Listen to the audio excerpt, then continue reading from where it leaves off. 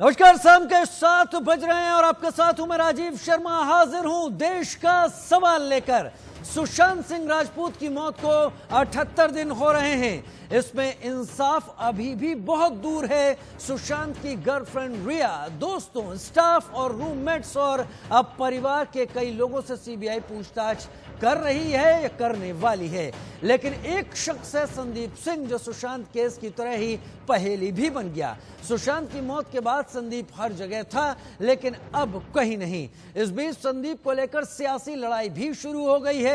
ऐसे में India news आपके सामने कुछ सवाल रख रहा है और ये सवाल हैं जैसे सुशांत को इंसाफ का इंतजार है, लेकिन आखिर संदीप सिंह कहां फरार है? संदीप का सियासी कनेक्शन सामने आ चुका, लेकिन इस भगोड़े पर कब तक एक्शन होगा? रिया चक्रवर्ती से सीबीआई पूछताछ जारी करेगी, लेकिन संदीप की बारी कब आएगी? सुशांत की मौत पर सियासत नहीं, इंसाफ क्या जरूरी है? मिस्ट्री मैन संदीप सिंह को आखिर कौन बचा रहा है?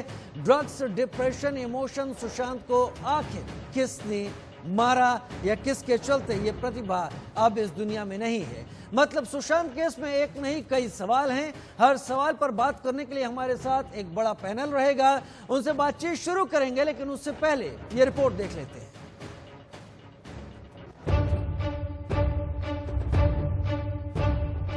संदीप सिंह सुशांत केस का वो किरदार है जो अब तक सबसे रहस्यमयी बना हुआ है। सुशांत की मौत के बाद ये वो शख्स था जो हर जगह मौजूद था, चाहे वो शव ले जाने वाली एम्बुलेंस हो या फिर शवगृह। ये किरदार हर जगह था, लेकिन अब कहीं नहीं है, गायब है। लेकिन बड़ा सवाल ये है कि खुद को सुशांत का दोस्त बताने वाला संदीप कहां गायब हो गया? सुशांत की मौत के बाद हर जगह संदीप की मौजूदगी बड़े सवाल खड़े करती है। ये कहा जा सकता है कि संदीप ही सुशांत की मौत की वो अहम कड़ी है जिसे हर राज पता है। लेकिन सुशांत केस में मिस्ट्री मैन संदीप सिंह पर अब सियासी जंग भी शुरू हो चुकी है। कांग्रेस नेता सचिन सावंत ने संदीप सिंह के बीजेपी से लिंक होने के आरोप लगाए हैं। सुशांत सिंह राजपूत केस में एक एंगल है, कनेक्शन है और इसकी जांच होनी आवश्यक है। कुछ 2 दिन पहले ही भारतीय जनता पार्टी की तरफ से ही मांग आई थी कि ये जो ड्रग डीलिंग और बॉलीवुड का नेक्सस है, इसकी जांच होनी चाहिए। उसी मांग के अनुसार कुछ बहुत ही अहम तथ्य सामने आए हैं। एक तो प्रधानमंत्री जी का बायोपिक बनाने वाला व्यक्ति आज कटघरे में खड़ा है, जिसकी इन्वेस्टिगेशन होने वाली है, वो संदीप सिंह। ये संदीप सिंह का क्या रिश्ता है भारतीय जनता पार्टी से, इसका ये सामने आना चाहिए। ये संदीप सिंह एक ब्लू आइड बॉय था, जिसको 177 करोड़ का MOU साइन करने के लिए बाकायदा गुजरात गवर्नमेंट बुलाती है और सिर्फ एक ही कंपनी के साथ नहीं, फिल्म इंडस्ट्री से जो जुड़ी हुई है उसके साथ में करती है। कांग्रेस आरोप लगा रही है तो वहीं बीजेपी कहां चुप बैठने वाली थी? बीजेपी ने भी कांग्रेस से पूछ लिया है कि आखिर इतने दिनों से कांग्रेस क्यों खामोश थी। उन्होंने कांग्रेस पर बिना सिर पैर के आरोप लगाने का आरोप लगाया। एक तरफ संदीप सिंह पर सियासी लड़ाई शुरू हो चुकी है, तो दूसरी तरफ सुशांत केस में एक और बड़ा खुलासा हुआ है। ये खुलासा कूपर अस्पताल के उस वार्ड बॉय ने किया है जिसने आखिरी बार सुशांत को देखा था। वार्ड बॉय के मुताबिक सुशांत का शव जब अस्पताल में लाया गया था तो गर्दन और पैर में सुई के कई निशान थे। उसके गले पर कुछ निशान थे, पैर टूटे हुए थे, साथ ही साथ चेहरे पर होठ के करीब आंखों के पास भी कुछ निशान थे। तो आपने क्या कुछ देखा? मैंने उसको न आँख के पास देखा, न होठ के पास देखा, गले के नीचे ही देखा और तलवे के नीचे देखा। क्या कुछ देखा? निशाने थे, सीओ के निशान रहते, वो निशाने देखा। अच्छा, गले में गले कितने निशान थे? क्या मतलब कैसे दिख रहे थे वो? बारीक निशान दिख रहे थे। अच्छा, कितने थे? 15-20 निशान थे और तलवे के नीचे 4-5 निशान थे, दोनों तलवे के। अच्छा, तलवे के नीचे और गर्दन के पास आपने देखा कि 15 से 20 सुइयां जो घुसाई जाती हैं वैसी थी। इसके अलावा पैर टूटा हुआ आपने महसूस किया? जी, पैर टूटा। कौन सा? राइट वाला। राइट पैर। सुशांत केस में अब तक इतने एंगल सामने आ चुके हैं जिनकी एक लंबी फहरिस्त है।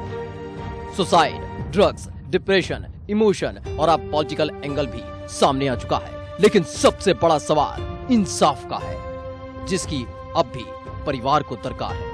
Bureau report, India news.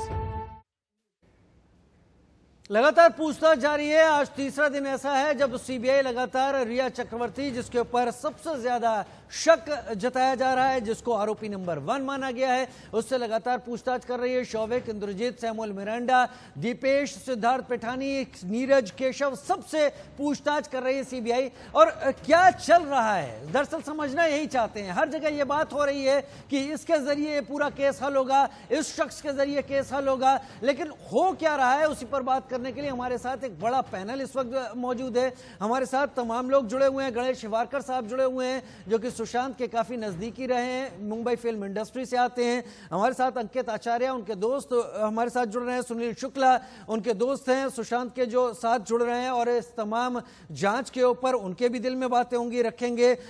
ऋषि मिश्रा साहब राजनीतिक पॉलिटिकल एक्सपर्ट हैं, बेबाकी से अपनी राय रखते हैं, झुकाव कांग्रेस की तरफ है, लेकिन हर मुद्दे पर बेलाग अपनी बात रखते हैं, चाहे कितना भी मुद्दा तल्ख क्यों ना हो। ऋषि जी, स्वागत है आपका इंडिया न्यूज में। और हमारे साथ अशोक सरावगी भी हैं। लेकिन इससे पहले कि इन लोगों के पास हम जाएं, इस वक्त की बड़ी खबर हम आपको बता देते हैं कि सुशांत केस में आज रिया से तीसरे राउंड की पूछताछ जारी है।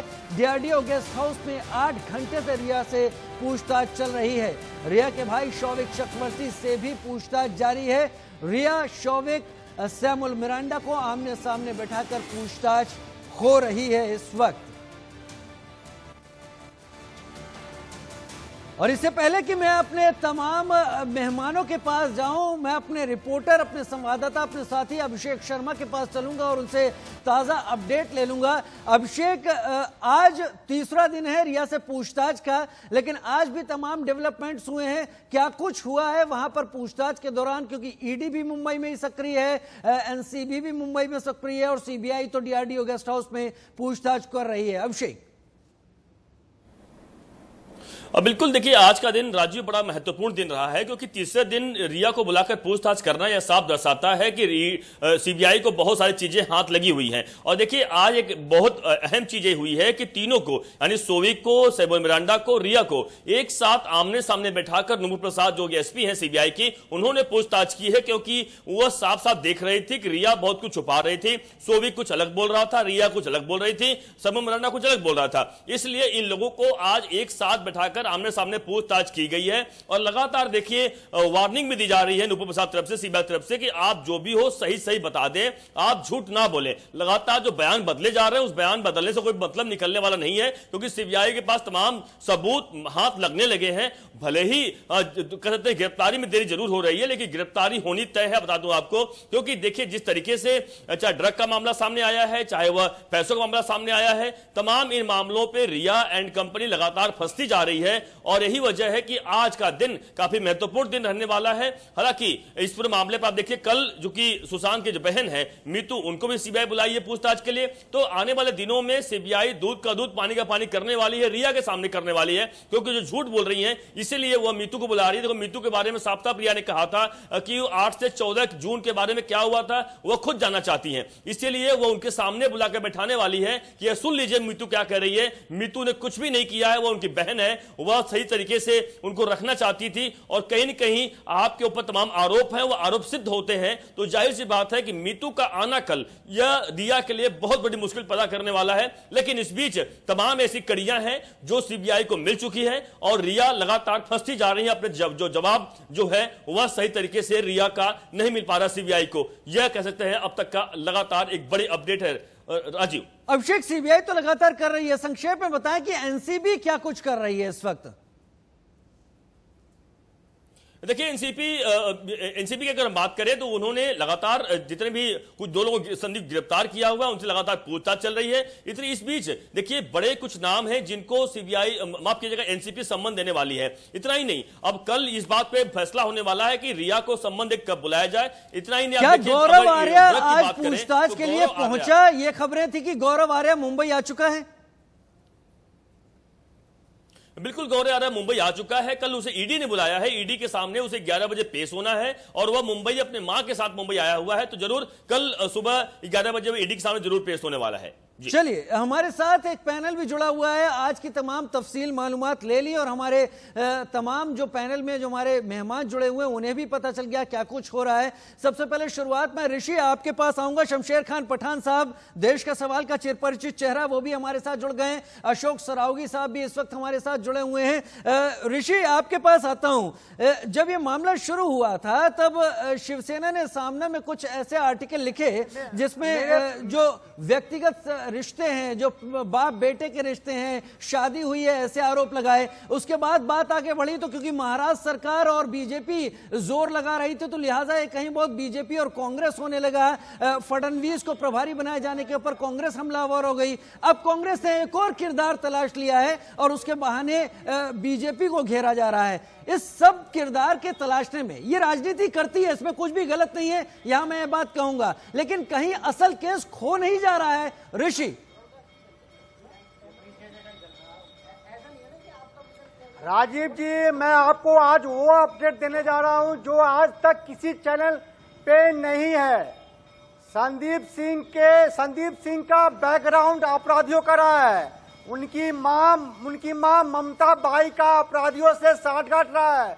90 के दशक में वो उनकी मां बिहार में रहती थी और बिहार के जितने बड़े अंडरवर्ल्ड डॉन हैं उनसे उनकी मां का संबंध रहा है। तो मुझे आश्चर्य लगता है आप किसी महिला के ऊपर आक्षेप लगा रहे हैं, स्वीकार नहीं है ऋषि जी। ऋषि जी, राष्ट्रीय चैनल है, आप किसी महिला के ऊपर, वो भी किसी की मां है, आप उनके डॉन से संबंध और तमाम शब्दों का इस्तेमाल ना करें। बेहतर हो इनको पुलिस को बता दें, सीबीआई को बता दें, शब्दों से परहेज करें, मेरी विनम्र प्रार्थना है। मेरा सवाल सिर्फ इतना है ऋषि भाई, शब्दों की मर्यादा बनी रहेगी। मेरा सवाल सिर्फ इतना है, केस कहीं खो तो नहीं जा रहा है, सुशांत का इंसाफ कहीं दूर तो नहीं चला जाएगा? तैयार नहीं है राजीव जी, मैं आपको आपके चैनल को ब्रेकिंग न्यूज दे रहा हूं, आप लेना नहीं चाहते हैं, आप दीजिए। मैं कह रहा हूं संदीप सिंह का परिवार का बैकग्राउंड अंडरवर्ल्ड का रहा है और मैं नहीं, ये कई प्रिंट मीडिया ने इस न्यूज को छापा है। संदीप सिंह का घर मुजफ्फरपुर बिहार का रहने वाला है। तो मुझे आश्चर्य लग रहा है जिस परिवार का अंडरवर्ल्ड से कनेक्शन हो वो प्रधानमंत्री का बायोपिक कैसे बना रहा था, नंबर 1। नंबर 2, बीजेपी के महाराष्ट्र कार्यालय में 53 बार संदीप सिंह ने कॉल किया है। नितिन गडकरी और देवेंद्र फडणवीस से क्या संबंध है संदीप सिंह का? ऋषि भाई सिंह को बचाने का प्रयास किया जा रहा है। ऋषि भाई, आपके आरोप अपनी जगह, मेरी बात तो सुनिए। यहाँ पर 2019 की आप बात कर रहे हैं, आप कह रहे हैं उन्होंने किसी फिल्म में उन्होंने बनाई है, उसमें 4 लोग हैं, एक शख्स का दिमाग 4 लोगों पर भी आरोप जाता है। मुझे ये बताइए, मेरा सीधा सा सवाल है, आपने जो अपनी बातें रखनी थी रख दी, जनता को पता चल गई। मुझे ये बताइए कि अगर हम लोग एक दूसरे के कपड़ों में दाग ढूंढते रहेंगे तो सुशांत को इंसाफ कब मिलेगा, कैसे मिलेगा? देखिए राजीव जी, आप देश के जाने माने पत्रकार हैं, आपको मालूम होना चाहिए कि प्रधानमंत्री का कोई आदमी बायोपिक बना रहा हो तो उसके इतिहास और वर्तमान को छानबीन किया जाता है। तो मुझे आश्चर्य लग रहा है संदीप सिंह का इतिहास कैसे नहीं मालूम किया गया। मैं फिर वही बात कर रहा हूँ, हम ही ने सबसे पहले, मीडिया ने ही सबसे पहले बताया कि संदीप सिंह एक ऐसा शख्स है जिससे बात होनी चाहिए। शमशेर खान पठान साहब जुड़े हुए हमारे साथ। शमशेर भाई, रिया से पूछताछ का तीसरा दिन है। राजनीति जो होती है वो सवाल पैदा करती है, जवाब ढूंढती है। राजनीति की हमेशा यही आदत होती है क्योंकि मुद्दे पैदा करे जाते हैं। आपको क्या लगता है कि अगर इतने दिन पूछताछ के हो गए, करीब 8-9 दिन, आपको लगता है कि अब इसके बाद पूछताछ के बाद अगर हल नहीं निकलता या सीबीआई कंफ्यूज होती है तो पॉलीग्राफ टेस्ट पर जा सकती है? आप दिखाइए जी को।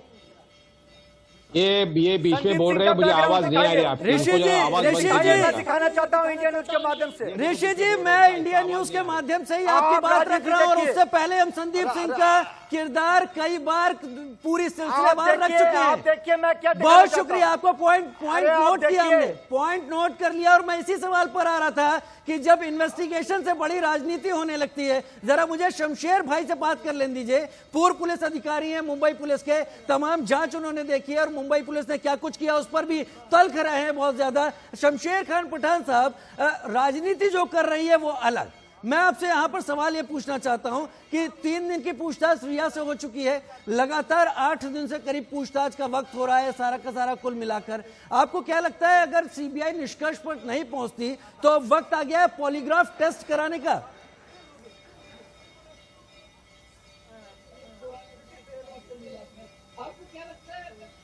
शमशेर खान पठान साहब, देखिए, पॉलीग्राफ टेस्ट जो है that is not evidence in the court. Polygraph test जो होता है वो टेस्ट सिर्फ ये बात बताता है कि जो आदमी जवाब दे रहा है वो जवाब सही दे रहा है या गलत दे रहा है।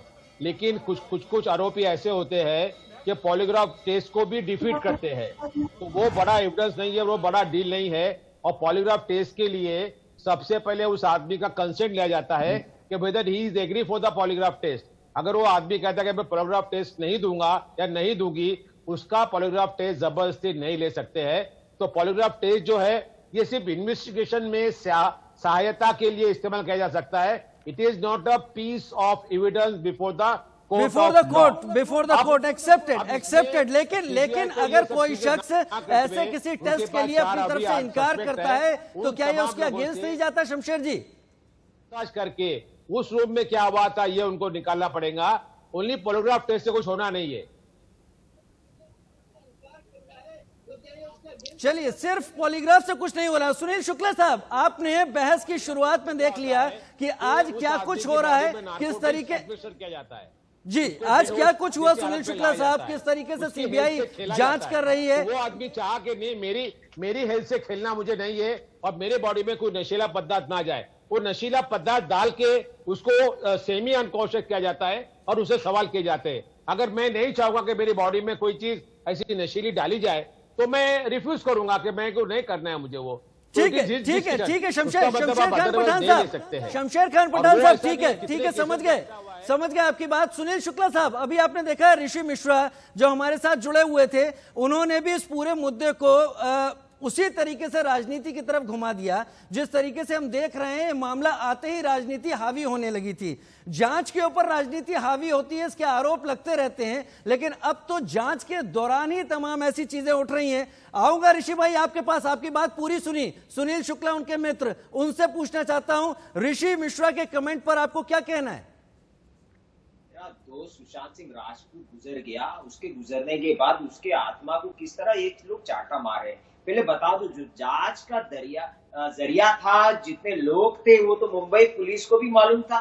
65 दिनों के बाद ही सीबीआई को हैंडओवर किया, तो क्या हुआ होगा? मुंबई पुलिस ने इन लोगों का कॉन्टैक्ट डिटेल सब ले लिया होगा। जब मीडिया में आवाज उठ रही थी कि भाई ये सबको लाया जाए, इनसे पूछताछ किया जाए, पूछताछ में ये खुलासा हो गया होगा कि शायद इनके कनेक्शन जो अभी की सरकार है, जो महाराष्ट्र की सरकार है, एनसीपी है, शिवसेना है, उनके कनेक्शन मिले होंगे। इसके लिए उसी आधार को खत्म करे, यानी ये लोगों के सामने नहीं आए, इसको ओपन एंड शट केस करने का काम किया। मैं नहीं बोलता संदीप सिंह अच्छा आदमी है या खराब आदमी है, वो किसका आदमी है ये बोलने मत जाइए। संदीप सिंह के लिए 65 दिन तो महाराष्ट्र सरकार को भी तो वक्त मिला था, वो तब पकड़ सकती थी। आज आप बता रहे हो कि वो बायोपिक बना रहे हैं और कनेक्शन उनका है। 65 दिन तो आप क्या ऋषि भाई, सुनील शुक्ला, ऋषि मिश्रा जवाब दीजिए, ऋषि मिश्रा जवाब दीजिए। जिन मुद्दों को आप जांच की आड़ में इस वक्त उखाड़ रहे हैं वो मौका परिस्थिति है। आप बताइए ना, आप बताइए। एक मिनट। अरे 4 दिन पहले संदीप सिंह दिल्ली क्यों आया था? अरे संदीप कभी भी आए, कहीं भी जाए। मैं बोलता 65 दिन तो मुंबई पुलिस के पास था। आप बताइए ना, ये मानते हैं कि नहीं आप? क्या बात कर रहे हैं? जो आदमी जिस आदमी का कैरेक्टर संदिग्ध है, जिस आदमी का कैरेक्टर संदिग्ध है, वो आदमी दिल्ली कैसे आया, किससे मिला? आप बता सकते थे गलत आदमी है, शिवसेना बता सकती गलत आदमी है, एनसीपी बता देगी गलत आदमी है, चैनल के पास वो गलत आदमी हो गया। हॉस्पिटल का वार्ड बॉय को मीडिया इंटरव्यू कर रही है, सीबीआई क्यों नहीं पूछताछ कर रही है? अरे जब ये क्लियर हो गया कि वो बाबा हॉस्पिटल क्यों नहीं पूछताछ कर रही है? वो कुपर हॉस्पिटल ले जा रहा है, जबकि बात कर रहे हैं लंबे हॉस्पिटल में ले जा रहा है, बता रहा है।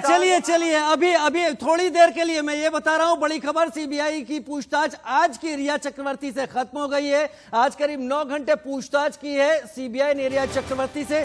3 दिन लगातार, तीसरे दिन की पूछताछ आज खत्म हुई है। डीआरडीओ गेस्ट हाउस से रिया चक्रवर्ती चक्रवर्ती अब निकल गई हैं। यानी क्या कुछ पता किया सीबीआई ने, क्या नहीं पता किया, ज्यादा बेहतर सीबीआई जानती है। लेकिन केवल रिया चक्रवर्ती से आज की पूछताछ खत्म हुई है, इसका मतलब ये नहीं है कि इस पूरी पूछताछ में और कई सारे पड़ाव नहीं हैं। सीबीआई ने यह भी पता चला है कि सीबीआई ने अब तैयारी कर ली है, जैसी अभी बात हो रही थी, सुशांत की बहनों को भी इस पूछताछ का हिस्सा बनाने की, और साथ ही सुशांत के जीजा को भी। अभिषेक, आज रिया से पूछताछ खत्म हो गई है इस वक्त।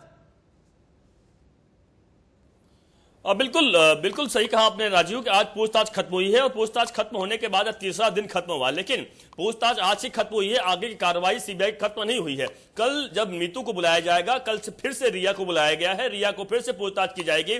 और जो जानकारी हमें मिल रही है सीबीआई सूत्रों द्वारा, कल रिया को और मीतू को एक साथ आमने सामने बैठाकर पूछताछ किया जाएगा। क्योंकि देखिए, रिया बहुत सारी बातें ऐसे कह रही है जो उसे लग रहा है कि 8 जून जब घर छोड़ चुकी थी, उसके बाद 8 से 14 जून तक क्या हुआ उन्हें कुछ भी पता नहीं है, क्योंकि उन्होंने सुशांत का फोन भी ब्लॉक कर दिया था। सवाल यह उठता है कि मीतू जब घर पर थी, ये बात सच है, इसीलिए मीतू को बहुत सारी बातें सुशांत ने बताई होगी। वह बातें और तमाम सी जानकारियां जो हैं वह सीबीआई पूछेगी मीतू से। और कहीं न कहीं जो यह अपने आप को बचाकर यह प्रयास कर रही है कि शायद रिया बच जाएंगी, बिल्कुल नहीं बचने वाली है। वह मीतू के सामने, यानी मीतू के सामने वह पूरे बेनकाब हो जाएंगी। और यही कारण है कि मीतू को बुलाने का फैसला किया। इतना ही नहीं, सीबीआई ने आगे का पूरा प्लान कर लिया है। जो प्रियंका, जो उनकी दूसरी बहन है, जिससे बहुत अधिक प्यार किया करते थे सुशांत जी, और वही उनके जो जीजा हैं ओपी सिंह जी, जो पुलिस अधिकारी हैं, उनको भी सीबीआई बुलाने वाली है, उनसे भी पूछताछ करने वाली। क्योंकि देखिए, रिया अभी तक अपने गुनाह को कबूल सीबीआई के सामने नहीं कर रही हैं। वह लगातार अपने को बचा रही हैं। उन्हें लग रहा है कि शायद किसी टीवी में इंटरव्यू दे रही हैं और वह बच जाएंगी, कोई कार्रवाई होने वाली नहीं है। लेकिन सच्चाई तो यह है कि कार्रवाई हो चुकी है, यानी होने वाली है, क्योंकि सीबीआई जांच कर रही है। और सीबीआई की और तलार महिला राजू जांच कर रही है, जो कि जिसका नाम है नुपुर प्रसाद, जिसके सामने अच्छे को पसीने छूट जाते हैं। और उनके सामने ये झूठ बोलकर इन्हें लग रहा है ये तस्वीरें आप टीवी स्क्रीन पर जो हम दिखा रहे हैं इस वक्त, ये तस्वीरें हैं डीआरडीओ गेस्ट हाउस से बाहर निकलने के बाद वो तस्वीरें हैं जिनमें रिया वापस निकल चुकी हैं अपने घर के लिए। प्राइम इस वक्त हैं आरोपी नंबर 1, और लगातार सीबीआई इनसे ही जो तमाम रिश्ते रहे हैं, जो तमाम कदम उठाए गए हैं पिछले कुछ दिनों में, जब तक सुशांत इस दुनिया में थे, वो क्या थे, किस वजह से थे, वो जो तमाम व्हाट्सएप चैट निकल कर आई हैं, उन व्हाट्सएप चैट में जो लोग उस ग्रुप में थे, आखिर रिया क्या कहना चाह रही थी। जहां भी रिया घूमने गई, रिया ने कहा कि तमाम चीजें दिक्कतें थी सुशांत को। शिवानी हमारे साथ लाइव इस वक्त जुड़ गई है। शिवानी, फिलहाल बताना चाहेंगे कि डीआरडीओ के दफ्तर से रिया चक्रवर्ती निकल चुकी हैं और मुंबई पुलिस की एकदम बिल्कुल कड़ी सुरक्षा के बीच में वो निकली हैं। बताना चाहेंगे कि जहां हमारी तैयारी पूरी थी कि अब रिया चक्रवर्ती निकल सकती है, महज 1 मिनट के दरमियान ने मुंबई पुलिस ने आगे एक गाड़ी लगाकर, रिया की गाड़ी के पीछे एक गाड़ी लगाकर रिया को यहाँ से निकाला। लेकिन मुंबई पुलिस ने रिया को उनकी ही गाड़ी में बिल्कुल सबसे आखिरी सीट पर रखा था, जिससे कि रिया मीडिया के कैमरों के सामने नजर ना आए। और इस तरह से गुमराह भी करने की कोशिश की गई है मीडिया को, क्योंकि अक्सर रिया चक्रवर्ती बीच वाली सीट पर मौजूद होती हैं अगर उनके साथ कोई कांस्टेबल हो या उनके भाई हो। लेकिन आज बीच की जो सीट्स थी वो पूरी खाली थी। पिछली सीट पर रिया चक्रवर्ती बिल्कुल अकेले सर पर दुपट्टे से अपने आप को छुपाते हुए यहाँ से निकल गई हैं। कहीं ना कहीं लगातार जो मुंबई पुलिस पर सवाल खड़े हो रहे थे कि वो रिया चक्रवर्ती का सहारा बन रही है, उनका साथ दे रही है, वो मुंबई पुलिस अब खुद को साबित भी करते हुए नजर आ रही है। रिया चक्रवर्ती को इतनी कड़ी सुरक्षा देकर, मीडिया की नजरों से बचाकर उनके घर पहुंचाने की जिम्मेदारी लेते हुए। बहुत शुक्रिया शिवानी इस तमाम जानकारी के लिए। रिया निकल चुकी डीआरडीओ गेस्ट हाउस से। तस्वीरें आपके टीवी स्क्रीन पर। ये तस्वीरें ये साबित करती हैं कि तीसरे दिन की पूछताछ सीबीआई ने खत्म कर दी है। पैनल हमारे साथ जुड़ा हुआ है। ऋषि काफी तल्ख थे, ऋषि मिश्रा अपनी बात रखते हुए, लेकिन अब हम अशोक सरावगी साहब से बात करेंगे। कानूनी जानकार हैं, बड़े वकील हैं। अशोक सरावगी साहब, जब किसी ऐसे मुद्दे में जो काफी हाईलाइट हो चुका हो, हाई प्रोफाइल हो चुका हो, और उसमें राजनीतिक बयानबाजी आने लगे, राजनीतिक आरोप प्रत्यारोप होने लगे, तो जांच कितनी प्रभावित होती है अशोक साहब? जब किसी ऐसे मुद्दे में जो हाईलाइट हो चुका हो, हाई प्रोफाइल हो चुका हो, उसमें राजनीतिक बयानबाजी आने लगे, राजनीतिक आरोप प्रत्यारोप होने लगे, तो जांच कितनी प्रभावित होती है अशोक साहब? ये ऐसा है कि पॉलिटिकल पार्टी कोई भी कितना भी बेनिफिट लेना चाहे, तो आपस में कितने भी एलिगेशन लगा रहे, मुद्दा इतना ही है कि सुशांत की हत्या हुई, आत्महत्या हुई, या जो भी हुआ, अभी मैं सुन रहा था काफी कुछ कहा जा रहा था, पॉलीग्राफ टेस्ट करवा लो, ये करवा लो। मैंने पर्सनली ऐसे 3 बड़े बड़े एक्यूज जो इंडिया लेवल के, जो वर्ल्ड लेवल के एक्यूज हैं, उनका टेस्ट पूरा अटेंड किया है। पहली बात, जैसा कि शमशेर जी ने बताया, उनकी कंसेंट के बिना जो है नार्को टेस्ट नहीं हो सकता। उनका सिर्फ 2 टेस्ट हो सकता है, एक ब्रेन मैपिंग और एक लाई डिटेक्टर टेस्ट जो है उसको कहते हैं। और उसके अंदर भी जो है हमारे जैसे डिफेंस लॉयर्स जो हैं वो पहले ही एक चीज़ समझा देते हैं, तो अगर वो चीज़ समझाई हुई एक्यूज को, तो उसमें भी आप कुछ भी नहीं पकड़ सकते हैं। एट द हाईएस्ट ये दोनों टेस्ट जो हैं एक प्रोसिक्यूशन को जो है कहीं ना कहीं इन्वेस्टिगेशन का रास्ता बताते हैं कि आप इस रास्ते पे चलिए, शायद आपको कुछ क्लू मिल जाए। उससे आगे कुछ नहीं है। जैसे आप लाई डिटेक्शन टेस्ट करते हैं तो उसके अंदर ये देखते हैं कि ब्रेन में आपके जब जवाब देते हैं आप, तो ब्रेन में कितनी ऑक्सीजन आपकी जो है पास ओवर हो रही है, जी। वो एक मैपिंग होती है। तो उसके अंदर आपको अगर टेक्निक उसकी पता है, जो कि आज के सारे एक्यूज इतने होशियार हो गए हैं कि उनको सबको ये टेक्निक पता है, तो उसमें कुछ भी नहीं मिलता है। सिर्फ ये होता है कि हाँ एक मेंटल उनको जो है वो थोड़ा सा डिस्टर्ब होते हैं कि हाँ हमको इस टेस्ट के लिए लेके जाया जा रहा है, उससे आगे कुछ नहीं होता। मगर हाँ ये प्रोसिक्यूशन के लिए जो है, यानी ये समझा जाए अशोक सरावगी साहब कि अगर यहाँ पर सीबीआई को कुछ कंक्लूडिंग चीज चाहिए, कोई ऐसी चीज चाहिए जिससे वो केस को प्रोसिक्यूशन दमदार तरीके से रखे, तो यहाँ पर उसको कुछ ना कुछ कोरोबरेट करने वाला कोई ऐसा एविडेंस चाहिए होगा जिससे वो कोर्ट में साबित कर पाए। आप सही बात कह रहे हैं कि जो पॉलीग्राफ टेस्ट है उसमें जरूरत है उसकी परमिशन की, जिसका होने वाला है, लेकिन फिर कई सवाल और खड़े होते हैं। आपसे यहाँ पर रिया से सीबीआई की पूछताछ खत्म हो गई है। सीबीआई ने आज रिया चक्रवर्ती से 9 घंटे की पूछताछ की है। डीआरडीओ गेस्ट हाउस से निकली रिया चक्रवर्ती सुशांत केस में एक अहम कड़ी साबित हो सकती हैं और लिहाजा इसीलिए उनसे 3 दिन ये पूछताछ हुई है। कुल मिलाकर अगर देखा जाए तो ये 22 से 23 घंटे की पूछताछ है जो कि रिया चक्रवर्ती से की गई है। और पैनल जुड़ा हुआ है, गणेश हिवारकर हमारे साथ जुड़े हुए हैं जो कि सुशांत के सहयोगी रहे थे। गणेश हिवारकर, अब तक आप जो देख पा रहे हैं, जिस तरह से जांच चल रही है, क्योंकि तमाम लोग अपनी बात रख चुके हैं, आपने सबको सुना होगा, अब तक की जांच से आपको उम्मीद कितनी बनती हुई दिखती है? नहीं, उम्मीद तो पूरी है क्योंकि वो प्रॉपरली कंसंट्रेशन के साथ काम कर रही है। लेकिन जो अभी तक का मैंने पैनल का पूरा नेटवर्क सुना है, उससे मैंने बाकी जो अपोजिट में 3 लोग बैठे हैं सुशांत के अपोजिट में, उनको मैं बोलना चाहता हूँ कि एक तो दीपक शुक्ला जी, आपने सही बोला है। अगर ये दीपक अभी ये जो संदीप सिंह के ऊपर जो बोल रहे हैं कि बीजेपी की फिल्म बना दी उन्होंने, तो वो सही बोल रहे थे दीपक जी कि अगर ये 60 दिन में तुमने अंदर क्यों नहीं डाला उसको, फिर अगर तुमको वो बीजेपी का लग रहा था, और अगर तुमको अभी लग रहा है कि वो बीजेपी का है, तो बीजेपी जब उसको अंदर डालने के लिए मना करेगी तब बीजेपी के ऊपर आरोप लगाओ।